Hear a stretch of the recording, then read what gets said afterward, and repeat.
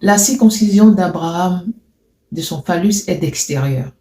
Une femme vierge, lorsqu'elle va avec son homme, son mari, son époux, je mets bien le doigt sur époux, étant vierge, lorsqu'elle est pénétrée par son homme, elle a comme, il y a du sang qui sort d'elle. Est-ce qu'on peut parler d'une circoncision intérieure par son homme? Oui, la femme est circoncis de l'intérieur.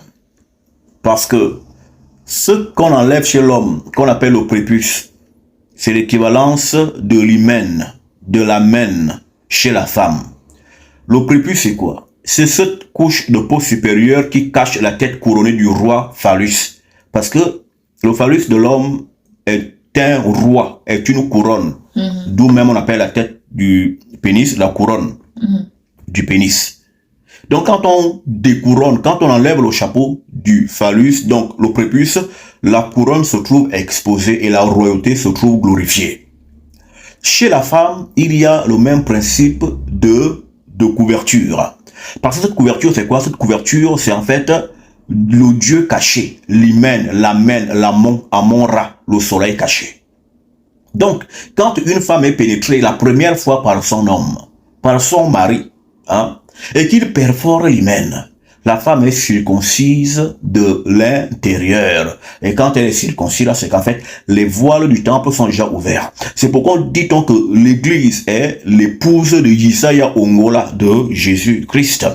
Pourquoi? Parce que c'est lui qui a perforé justement l'hymen, qui a circoncis de l'intérieur son épouse, avec le voile du temple qui se déchire et le sang qui coule sur son corps avant qu'il n'éjaculât l'esprit hors de son corps.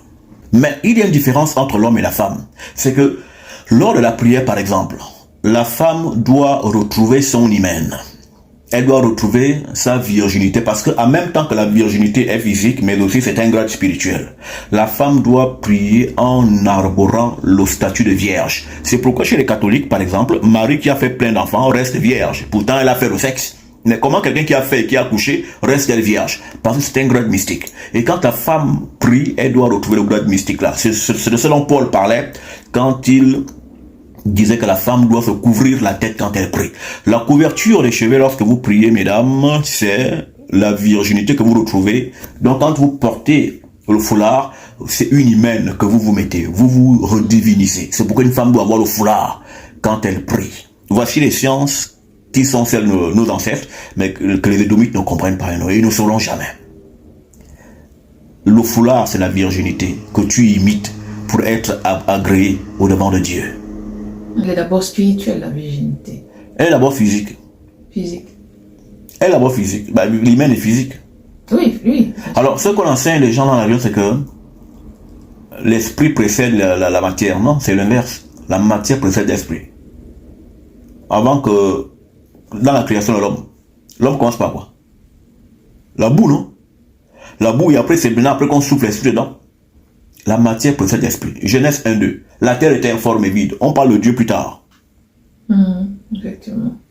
Parce que la matière précède l'esprit. Parce que Dieu est matière. Mais quel Dieu? Dieu la mère.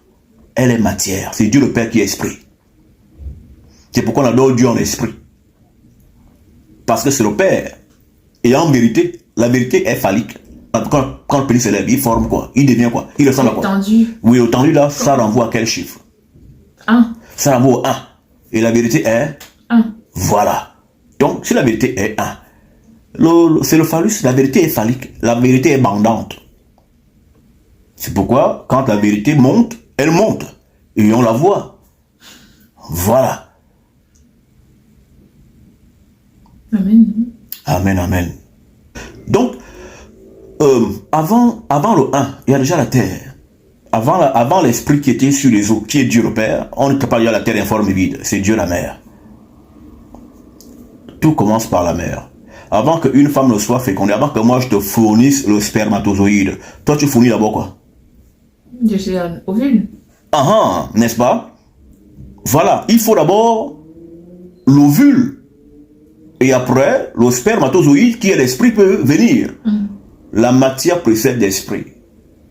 Les religions n'ont rien compris. Oh, tes sois glorifié. Amen. Amen.